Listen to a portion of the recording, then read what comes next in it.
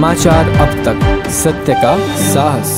नाही, मी पक्षात या असं ऑफर नाही, तर छगन भुजबळ साहेब या राज्याचे एक ज्येष्ठ नेते आहेत, एक मोठं व्यक्तिमत्व।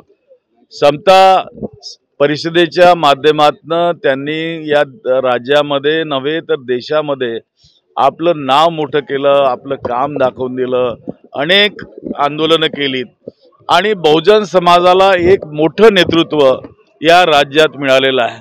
मी त्यांच्यासोबत या ठिकाणी काम केलेलं आहे। बहुजनांच्या प्रश्नांवर त्यांची पोटतिडीक पाहिलेली आहे, आरक्षणाच्या मुद्द्यावर त्यांना बोलताना पाहिलंय।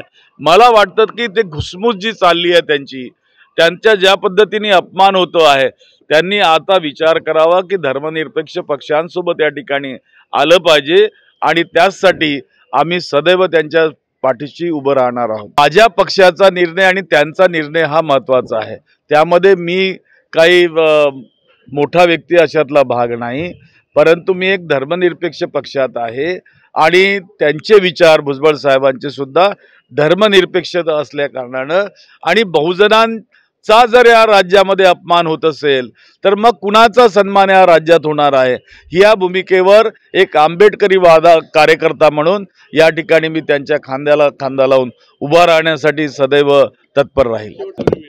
अजूनही वेळ गेली नाही। जे आमचे दोन्ही उपमुख्यमंत्री आहेत त्यांनी विचार करावा की भारतीय जनता पक्षाला त्यांची गरजच नाही, मुळात त्यांना बहुमत मिळालेलं आहे।